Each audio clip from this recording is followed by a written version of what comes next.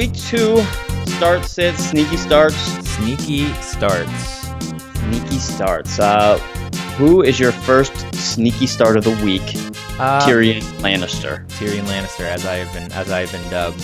A Lannister never. Wait, what was like the clever thing we came up with? That was like the pun on a Lannister always pays their debts, but it had something to do with fantasy. We came up with this. You already invalidated it by asking the question. What was that thing we came up with? Well, we did.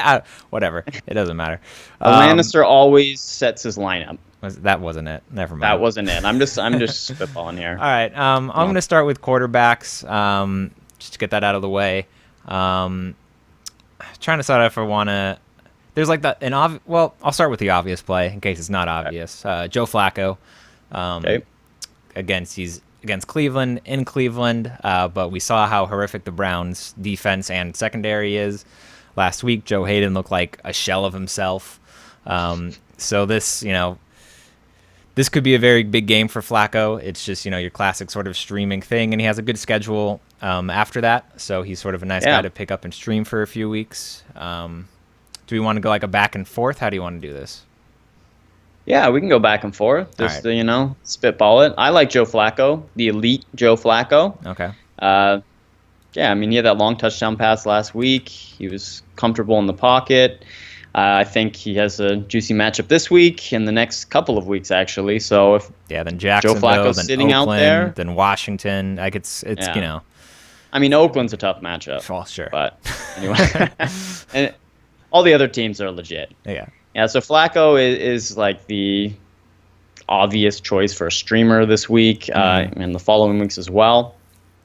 Do we want to continue with quarterbacks? Yeah, I guess so. I want to throw out a guy just because I don't think you will be naming him because it's not like a smart thing that I think most people are considering. But Trevor Siemian of the Denver Broncos against the Indianapolis Colts. This is totally a play of we just saw the Lions go like nuclear on this defense. They don't have Vontae still. And Siemian looked, somewhat competent against a good Panthers defense. And now he's playing an awful Colts defense. And so the hope is that he will improve upon that. And, hopefully it's not just all CJ Anderson. It's possible that's what it is. But, he's a nice, I guess, floor guy. I'd be surprised if he had just like a really bad game here, just because I think the game script is gonna lead to him needing to throw a lot. So I'm behind one Trevor Siemian. I like that. If we're talking about fringe streamers, there's a chance that these guys are owned. I would look towards Matt Ryan playing against Oakland this week. We witnessed Drew Brees completely torch the Oakland secondary last week. Albeit Ryan normally plays in a dome. He's going on the road to the opposite end of the country, playing on a field where they still play baseball. So it might be a little bit rough, but the matchup is there. Yeah. I've seen Ryan out on the waiver wire. So if you're looking for a streamer, why not Matty Ice? Ice buckets. I like it. Jameis Winston as well. He's probably owned. Mariota might have been dropped because he had a subpar week 1. He's going against a Detroit Lions team that was absolutely torched by Andrew Luck. Right. So I think game script-wise will positively flow towards Tennessee's passing game, even though they will try to run the ball, but they might fall behind. So I like Mariota. I like, I shouldn't mention any of the receivers yet because that will probably come when we talk about our sneaky starts for the wide receiver position. Yeah, we've probably named enough quarterbacks. I guess I'll throw out one more quarterback just as like a... Case Keenum. Boom. There it is. There's never a situation where I would recommend that. I'm going to throw this out as sort of just like a dart throw of like if you drafted him, don't give up yet after 1 week, and that's Dak Prescott. If you look at his stat line, it's not great because he didn't throw for any touchdowns. But if you watch the game, you saw that Dez had a touchdown called back. Another one that was just out of his reach. One that I believe it was Cole Beasley dropped. Dak easily could have had a much bigger day, and it just sort of went the other way. And so Washington, there's Josh Norman, but outside of that, this isn't a particularly good defense otherwise. So I think this is sort of a chance for Dak to bounce back. And it's, I think it's agree. give him one more week. We saw what I mean, albeit Pittsburgh has an elite passing offense, but they torch Washington not only through the air but on the ground as well. So good things should be happening in that Dallas-Washington game for fantasy owners. I think that's enough in terms of quarterbacks. Let's move on to wide receiver. Sneakier starts of the week. Okay. Let's go with somebody who we mentioned last week. Had a respectable stat line. Yeah. Caught a touchdown pass. Yeah. Scored just over 10 points in a standard league. And that is Sterling Shepard of the New York Football Giants. This Shepard, yeah. I mean, we named him last week because of the defense he was playing, because, they would be trying to take Odell out of the game, which they kind of did, and then, that opened up the offense for Shepard a little bit. Unfortunately, Victor Cruz is apparently still a thing, so it was kind of Shepard and Cruz splitting it. So, long term, I'm worried about Shepard's value, unless, him or Cruz can really gain ground on the other. I think it's going to be, a committee for the number 2 position almost. But in this week specifically, this is against New Orleans, who are still a historically awful defense. Lost their top corner in week 1. Yeah. So this should be a shootout, similar to what we saw last year when Eli and Breeze both threw for 6-7 touchdowns, whatever that ridiculous game absurd, was. Man. Maybe not exactly that, but I kind of think that all the wide receivers in this game are a good play. Obviously, you're playing Odell, but Sterling, Victor Cruz, if you're Cruz if you're scrounging, it's not a bad play at all. Yeah, it's not a bad flex. I mean, Vegas has this game as the highest scoring of the week, 53 points was their projection. That's a lot of scoring. I mean, you could go both sides in this matchup.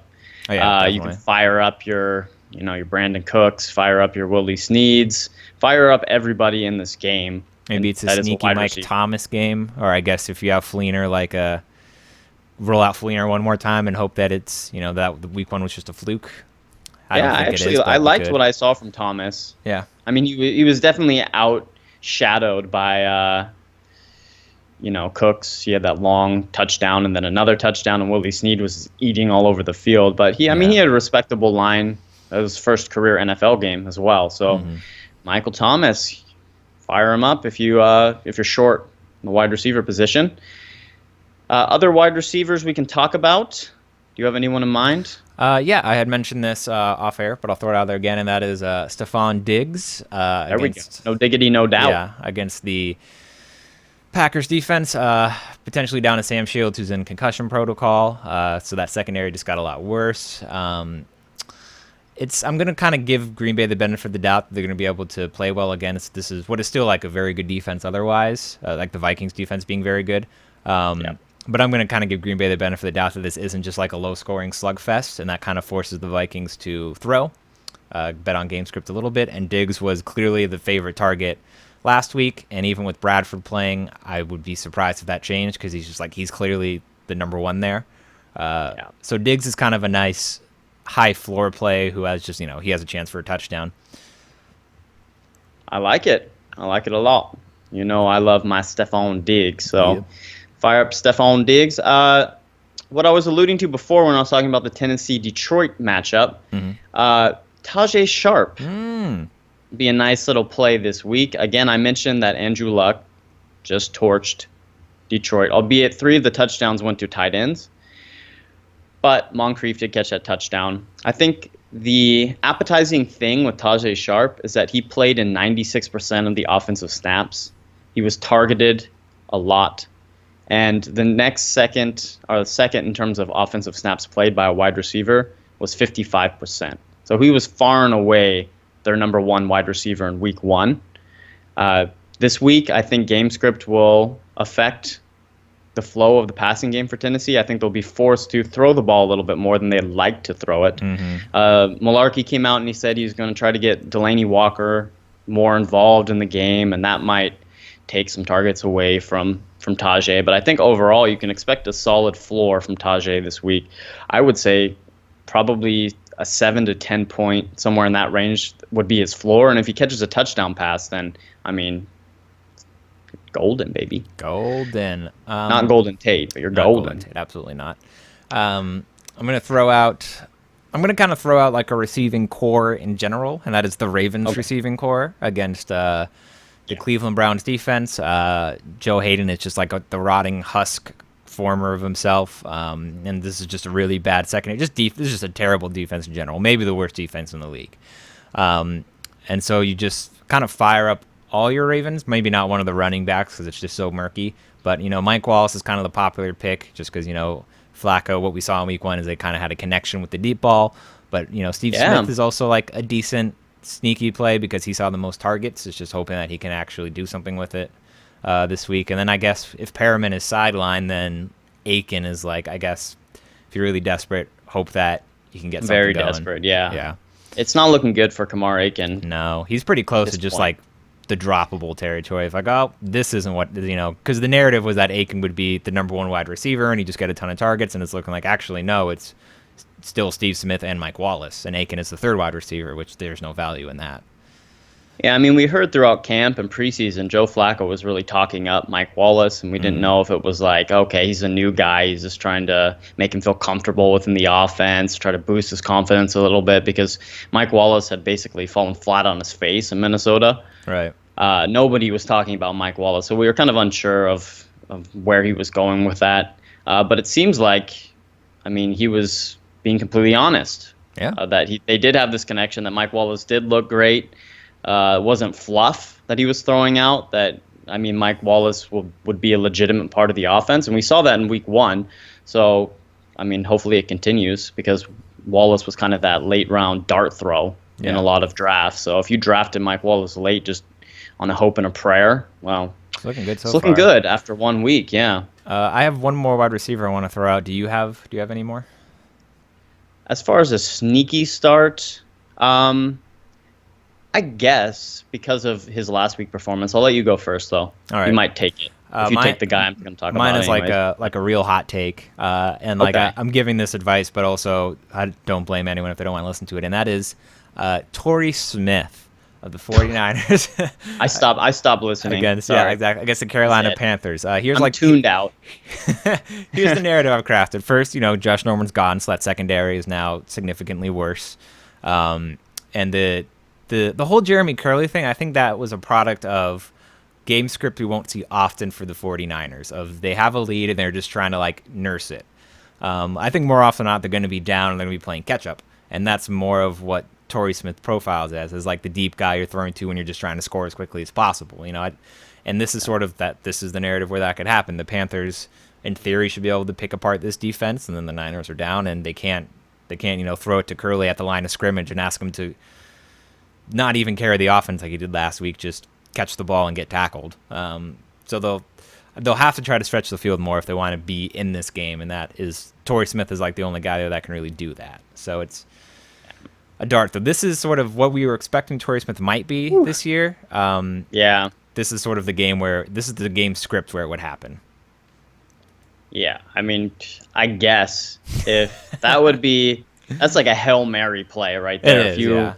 I mean, Torrey Smith is on the bottom of your bench depth. So if you're pulling him out from the doldrums of your bench to start him this week and he blows up, then you have bigger balls than Jack Del Rio. Sure. Okay, my play is a little bit more obvious. I guess, I mean, he had a terrible week 1. He's part of a supposed elite offense, and somebody we've been hyping up all offseason.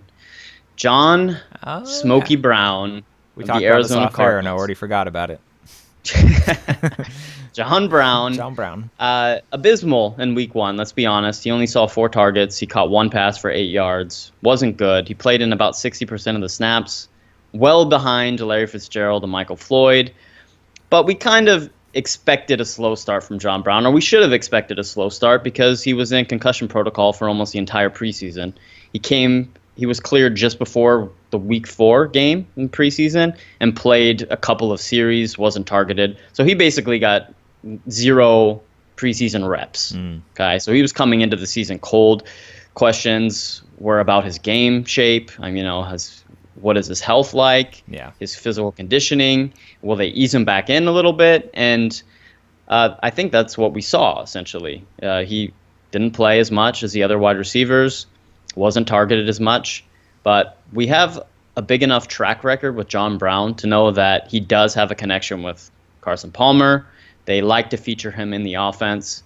It's kind of a three-headed beast, but our evaluation going into the season was that John Brown was going to be more of the guy, and I think he will climb into that role, albeit a little more slowly than we would have hoped.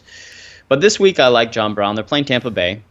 Okay, we saw what Atlanta did to Tampa Bay last week to the secondary. Sanu and Julio Jones had big games. So I think John Brown, he'll come out. Yeah. We'll see his snap percentage rise. We'll see Carson Palmer slinging it a little bit. And we'll see John Brown get involved. And the thing with John Brown is you probably drafted him to be like your wide receiver 2 or wide receiver 3. So you are in that dilemma after week 1. Like, geez, should I play John Brown at this point or should I just sit him? I mean, I don't blame you if you do sit him, but I think he is okay to start this week. And when he puts up 25 points, then I can gloat. But, if he puts up 0 points, don't talk to me. I never said this if that happened. I'm with you. All right, let's move on to running backs. I'm going to start with a running back who had a sort of maybe disappointing week 1. You might not have even started in week 1, but you were hoping for more out of him, and that is Rashad Jennings of the New York Football Giants. But it is a new week, and now he is facing the New Orleans Saints, who you just heard me say have a truly awful defense. It is not just their secondary, it's also their the entire defense in general. Last week, the Raiders compiled 151 yards on 24 carries, or 6.3 yards per carry, like the Raiders running backs as a whole. So yeah. So Rashad Jennings gets a boost. Shane Vereen in PPR is like a fine sneaky play, if it's like a really deep league. You're just kind of betting on this game being high scoring, and this is a bad defense. So fire up Rashad. That's what you're looking for in fantasy's opportunity, right? And if the game is high scoring, which it should be by all accounts, then there will be red zone opportunities for Rashad Jennings. He should have a chance to put in a touchdown or 2 this week. And if he would have done that last week, he would have had a good stat line. Yeah. I mean, he had over 70 rushing yards. He just didn't score. So I like Rashad this week. I like that call. How about one LeGarrette Blount? Ooh, I like it. Fire up your Blount. Not if you're Josh Gordon, though. Don't do that. No, don't do that. We need you. Please. I beg of you, Josh Gordon. LeGarrette Blount. New England travels back home after an enthralling victory in Arizona. Yeah. A victory that, even though they're the New England Patriots, a lot of people didn't expect them to win. I didn't. No. And I feel Before the game, I said there's a 0% chance the Patriots win this game, and I was wrong. Yeah, I mean, you have Garoppolo like it's hot as your starter. You're missing Gronk. I mean, the script was New England should have lost, but I mean, they're the Patriots and they win games. That's what they do. Yeah. And they just anger everyone that is not a New England Patriots fan. It's like, come on, when are they going to be bad? Never is the answer. Never. Yeah, never is the answer. Since that's Tuck Rule game. Yeah. All right. But anyways, they're going back home for their home opener against Miami. By all accounts, this should be a Patriots win. Of course, it's probably going to, flip script. We expected them to lose last week. Now we expect them to win, and they're actually going to lose. And it's going to be a James White week. You never know with Hoodie who he's going to throw out there. But, I mean, it should be LeGarrette Blount. And actually, he looked surprisingly efficient last week in Arizona against an Arizona defense that is supposed to be stout. Yeah. Okay. So, I mean, he was trucking some people. He had a bad fumble at one point, but, I mean, he put up the numbers. He put up a touchdown.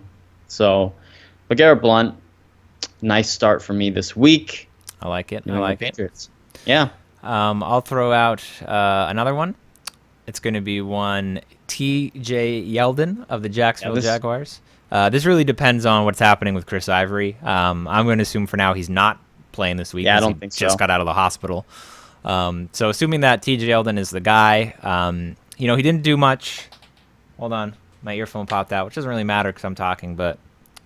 It's a crisis. Everybody panic. Crisis, panic. All right, moving on. Didn't do much last week, sort of ran into a brick wall, kind of bailed you out with a touchdown. But this week he gets a much softer matchup with the San Diego Chargers, who have had a bad run defense for years. They looked awful in the preseason. We just saw Spencer Ware, of all people, just run all over them. That's not a good indicator. Spencer Ware is elite. Okay, we're not gonna drag that into the middle of this conversation. But a soft run defense against a Jaguars team that, by all accounts, should be trying to run it enough so they aren't putting Bortles out there. Telling him to put the offense on his back. So this is just opportunity, good matchup. Yeah. TJ Yeldon. I mean, yeah, if you have Yeldon, you're definitely starting him this week. Yeah. For sure. I have a question for you. Okay, let's hear it. If you are a Devonta Freeman, Tevin Coleman owner, God. who do you play this week? Legitimately. I mean, I guess you kind of have to go with Freeman, right? Because you drafted him early. Yeah. But I mean, it's that, and it's 1 week. It's 1 week. Let's not. It was everything we saw was bad, and I'm very, very worried about Devonta Freeman. But it's 1 week. Let's see if it happens again. Let's put him out, and it's not a bad matchup against Oakland. I don't know if it's a good matchup. It's probably neutral.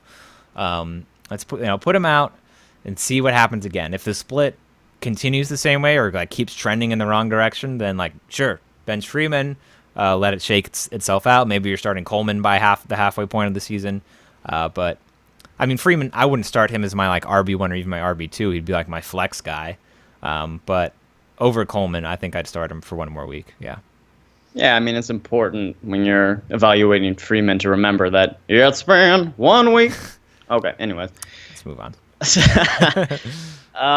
So they say the definition of insanity is continuing to do the same thing and expecting different results, which is exactly what we're going to do with this next running back. Here we go. Because we ran him out there last week as one of our sneaky starts, and he put up a stinker.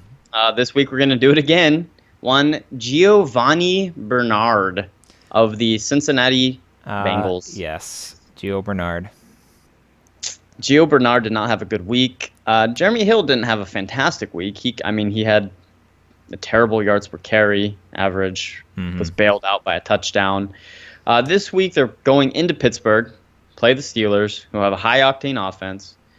We saw this last week when they just completely lit up Washington. Again, game script with Gio. He is their pass-catching back. He should be involved. If they are behind, they should run him out there the majority of the time. I think we'll see a better game from Gio this week.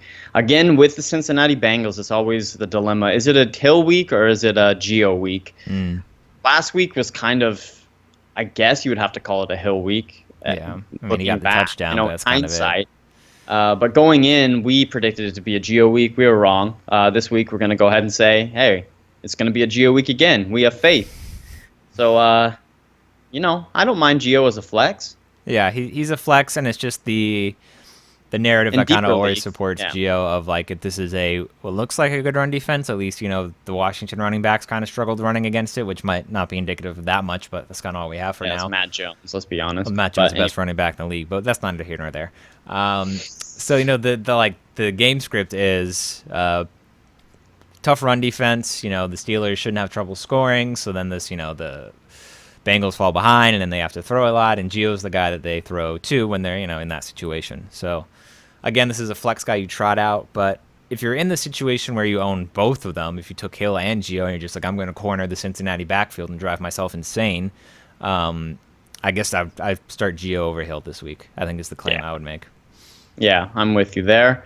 Another Cincinnati player that we didn't talk about in the wide receiver section, but, if we're talking about positive game script for Cincinnati players, how about one Brandon LaFell? Ooh. Just trot him out again. He was a sneaky start last week. Yeah, why not? I mean, he put up 91 yards. He heavily outsnapped Tyler Boyd. He's the clear-cut number 2 in Cincinnati right now. He didn't drop any balls last week, guys. No, he caught all of his targets. He was like a different player. Efficient LaFell. I will say that, for those of you that are watching this and your bench stash disciples, we were the first ones to throw out Brandon LaFell. We're not going to claim many guys are our guys. We will say Brandon LaFell is our guy because literally no one was talking about him before week 1 except for us. Mostly as joking conversation between the two of us. I don't know, Brandon LaFell? Yeah, maybe. And then we actually put it in the sneaky start and it worked out. So. Well, it was Brandon LaFell and Mike Wallace. So, yeah. If we're going to talk about what we got right in week 1, that was it. I guess you can probably include Shep in that conversation, but then we missed on a few. We'll admit that. No, it was good otherwise. All right, let's end our victory lap. Let's hit some tight ends and then wrap this up. Do you have any tight ends that you like? Oh wait, do we have to talk about tight ends? I mean, come on. Yes, tight end streamers. I was shocked at how readily available Eric Ebron was this week. Yeah. He was just sitting out there. Hopefully, you went out and grabbed him if you were, a tight end streamer, if you don't have one of these elite tight ends. Eric Ebron, he looks good this year. And Stafford was looking towards Ebron a lot in the red zone, which was promising for me. He caught a nice touchdown. Actually, on Ebron's touchdown catch last week, it was a poorly thrown ball by Stafford, and he went back and he made an adjustment, and it was a nice catch. It was an athletic catch. So it looks like they're going to feature him a lot. News broke that their plan with Golden Tate is to have him kind of hover around the line of scrimmage. Yeah. So that's not good if you're a Golden Tate owner. He put up a line of 7 for 41 last week. You're probably going to see a lot of that from Golden Tate. So it turns the whole Marvin Jones versus Golden Tate has completely flipped from where it was at the beginning of the preseason. Yeah. Which just means that there will be more opportunity for Eric Ebron, or even a guy like Anquan Boldin might be more involved. Yeah, I could see that. Old man Anquan. I like Ebron. I also like. Oh, here we go. Dennis Pitta. Oh, that's a good one. Dennis Pitta, and this is more week 2 specific because we're playing Cleveland. Right. We saw what Ertz did last week against him. Before he got injured, he was, very, very effective. Dennis Pitta, he heavily outsnapped the other tight ends in Baltimore. Your Crockett Gilmore's, your Max Williams. Dennis Pitta was the man, and apparently, not that this has any relevance to football, but they talk about chemistry. Joe Flacco and Dennis Pitta are good friends outside of football. Boom, that's what you want. There it is, right Points there. per You friendship. Want that camaraderie. You want that solid rapport between your quarterback and your tight end. And Dennis Pitta was he was a touchdown threat when he was healthy, but he hasn't been healthy in 2 years now. Yeah, after his hip exploded. He's back. Yeah, after his hip exploded. So he's back. He's probably going to score this week. Bench stash approved. We already tweeted it out. So if Pitta goes off, we're set. Boom, there it is. I like that take. I'll throw out a couple deeper guys. One of them is Virgil Green of the Broncos. He had 5 targets last week, caught 4 of them for 28 yards. And I think that this is going to be a similar situation, except Indy is, again, a worse defense. We saw Ebron score a touchdown against them, so they are at least somewhat vulnerable to the tight end, unlike the Panthers, who I think are very good against the tight end. So this should be easier for Green. I think Siemian kind of used him as a safety valve a little bit. I think we're going to see a lot out of the Broncos. It's going to be checkdowns to C.J. Anderson and Emmanuel Sanders and Virgil Green. It's kind of bad news for. Well, even Demaryius Thomas gets the bubble screens, but it's bad news for anyone that was hoping for any kind of deep aspect to this offense, because I don't think that's really going to be baked in. But we'll see. We'll see. It's been 1 week. Who knows? Trevor Siemian, but Virgil Green. 1 week. Span 1 week. So Virgil Green is just a nice dart throw. Good matchup. Already saw a healthy amount of targets in week 1. I like it. I'm in. Second guy I will throw out. Jack Doyle. Not Jack Doyle. A popular one is Jesse James, but I kind of want to pivot off of him because I feel like he's getting talked about a lot this week. So I want to give you guys someone different, and that is Kyle Rudolph. Look, I don't love Kyle Rudolph as a player, but he caught 8 targets last week. He got 8 targets. He only caught 4 of them. It doesn't matter. But 50% efficiency rate. The point is he had 8 targets, and I think that continues, hopefully, with Bradford in there. This is your deep dart throw if you really need someone. Another one could be Brent Selleck if Zach Ertz misses time. We've already seen. Which he probably should, yeah. Which he probably will. And we've kind of seen Wentz, at least in week 1, had an affinity for his tight end. So maybe Brent Selleck puts together a nice little game from that against Chicago, which is not a good defense at all. Chicago. Anyone else you want to throw out, or should we put a bow on this? one name we should probably mention, I won't say that he's sneaky because he's probably drafted fairly highly, but with RG3 going out and the Barnyard Dog putting him up a fat goose egg last week, how do you feel about him moving forward now that Josh McCown is the quarterback of the Cleveland Browns? I like him much more. Down. Gary Barnidge becomes Gary Barnkowski. I saw some split someone put out on Twitter. I don't remember the exact stat, but it was something like in PPR without McCown, Barnidge averages like 10 fantasy points a game, and with him he averages 18. It's like a significant difference with McCown in there. So I like Barnidge a lot more. If he somehow got dropped after week 1, like go pick him up. If not, maybe poke at the owner, see if they know about it. I tried to do that in the league. I immediately went to the Barnidge owner and tried to talk to him, but they already knew about it, so I was foiled. But yeah, it's Barnidge is a good. If he's out there, get him. He's I wouldn't even mind like offering a little bit, not much, but just like someone that's at the end of your bench, just to probably upgrade your tight end. Yeah, I mean, when all is said and done, historically, we'll hear Brady, Gronkowski, McCown, Barnidge, Flacco, Pitta. That's what they'll say. That's what they'll say. Boom. In what context, the elite quarterback tight end combination. There it is. Oh, wait, hold on. I need to throw this out just so it's on record because I realized I don't know if we named him last week, and he quietly had a nice little game, and so now I have to throw it out, and that's Kenny Britt. I talked about him during the preseason with you.